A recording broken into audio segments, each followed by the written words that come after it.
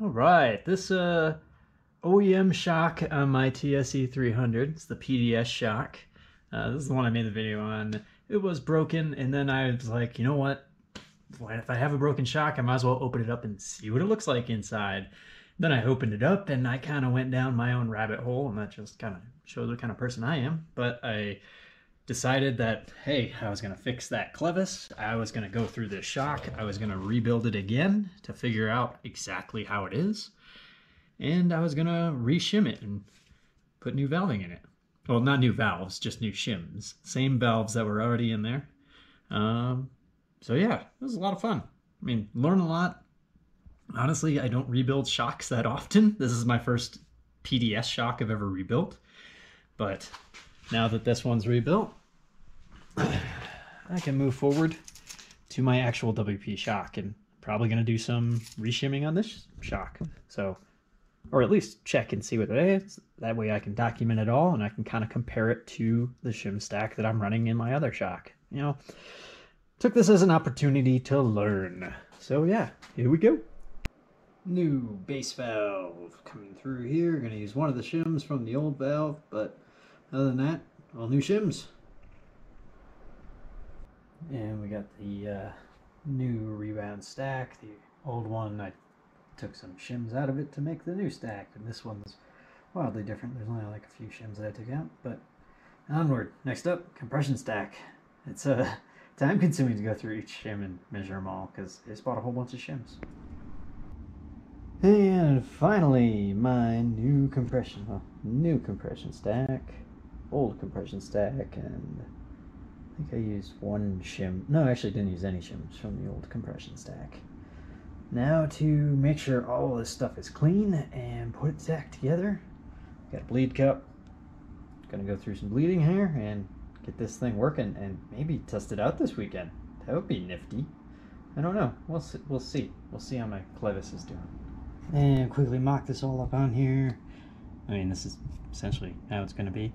I gotta put my seal and stuff on first before it's actually gonna go back on, but gotta look up my tightening torque specs, because let's see, we changed both compression and rebound almost entirely. PDS didn't get changed at all, and high speed changed almost entirely.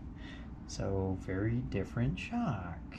Now just yeah, revisit my rebuild instructions, get this all back together. Gotta double check that this thing is bending back. Right now it's bent a little wider than the other one, and it will bend wider, but you know, we'll see. We'll make it work. Make it work. Oh man, good times. I've been trying. So this is my old clevis, my new clevis that was bent, and I've been trying to bend this thing back for like a week now, and I've been really careful on it because I don't know how easy it is to get a new one of these, and I finally got it bent.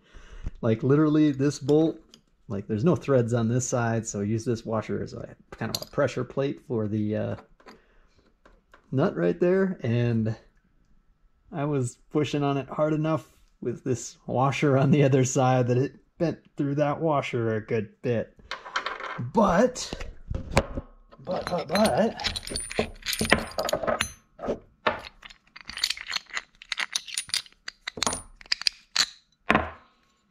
now we take it. Aha! That is all I wanted. This thing did not fit on here before. Oh man, now I can finish rebuilding this shock. And while bending this, I did have to get it quite hot. Like we used the map torch. This thing was scalding hot. It was probably a few hundred degrees. I'm actually surprised it doesn't have like burn marks on it or something, just because I got it really hot. But anyway, I'm super stoked, because now I can start putting the shock back together. Got my bleed cup. Let's do it. Ah, finally. That was my one blocker so far. All right, just a quick little note on the rebound adjuster on the bottom here. So I think I've shown this rebound adjuster before. It just unscrews from the side here, like lefty-loosey, and it'll come all the way out. The only thing that's holding it in really is, and that's not even holding it in. So there's a little ball in there that creates the clicks.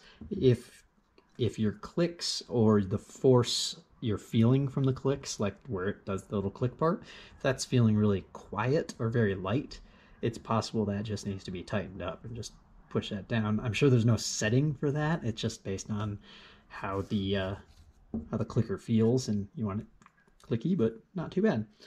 Anyway, for this Rebound adjuster, when you turn it in, it will stop as expected because it has little grooves on the screw in there where the ball bearing rests on, where it'll go up and stop. Going out, though, if you turn this left, it doesn't actually stop. And what I've seen happen is the rod can actually get on top of the threads for the adjuster itself, which if you go out far enough on this adjuster, it will push the rod up where the Rebound is more stiff than if you were all the way in. So it's something to keep note of. I consider this a 0 to 20 or 0 to 22. Actually, 22 is what I just counted. And if I look down there in the hole, I can see the adjuster. So if I go out after a certain point, I can start to see the threads go over that hole. And that's where my inner rod is sitting.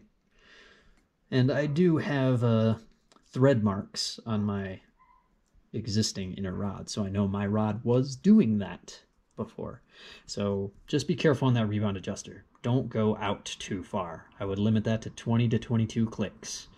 If you go out further than that, you risk stripping the threads that are inside this, and then you have my issue where you're replacing this thing, because this one has bad threads inside there, so the adjuster won't actually screw in and stay there very well. Anyway, let's get the rod on and get this going. All right, shock getting back together. So main rod, and inside there I have the other one of those.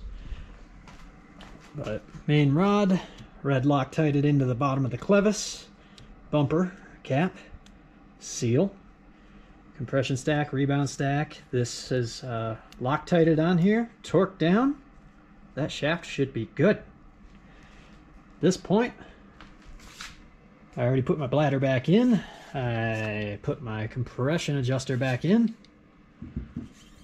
So I'm going to go the easy method, since I have the bleed cup, is put that shock in upside down, fill it up with as much oil as I can, and slowly put this thing in. Then once I got it all together, flip it back over like this in the shaft, or in the vise. There's a little bleed hole up there. It does match that WP bleed cup. And slowly bleed this thing out. And hopefully, I have a shock. And I really want to test this thing this week, because it's my own valving. That's freaking sweet. Everything went together very normally. Now just bleeding this thing with the bleed cup. I've never used a bleed cup, but yeah, still seeing a lot of bubbles come out. So I figure slow and steady pumping this thing to get no bubbles, and then we'll see. I should have a smooth action of my shaft.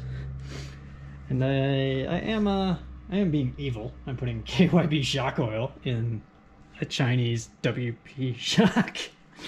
But yeah, almost done here, hopefully. Once we finish that, just pump it a few times, make sure it's working as expected. Except for charging nitrogen. Charge nitrogen, set my preload. Now I'm going to put it on that bike and take the WP one off, because the WP one needs its own rebuild, and the WP is going to get all SKF seals and like nice stuff. I didn't actually change seals on this one, and I will double check. I'm curious what valving's in that one, and this shock is quite a bit different because it has the MX Tech adjuster, MX Tech tank. The MX Tech tank, I'm not too worried about the tanks or whatever, but I'm curious how that adjuster works, because I'm sure it's a lot more complicated than the high compression adjuster that I just took apart. But everything else on the shock should really be identical, so it should be easy peasy to take apart that shock now. And then eventually, after that, I gotta take care of that one. This is just a linkage shock, but really, it should be the same dealio inside. It definitely needs some work on it, though, and needs a little loving. So yeah, I think we got this fixed. And next one is hopefully going to be me testing it and test riding it. Woo! Test my own valving, see how it feels. It could be crap, or it could be decent. I think it'll be all right, just because I took a lot from KTM. It's not an exact KTM, but it's close to what a KTM valving is, and then some other modifications in there. But anyway, and since I can't ride yet, as scientific as I get, here's my WP shock. It's kind of stiff. It's not super soft or anything, but let's swap that one out and get the SCZ shock in there. Chinese shock back on here. And it does feel quite a bit softer.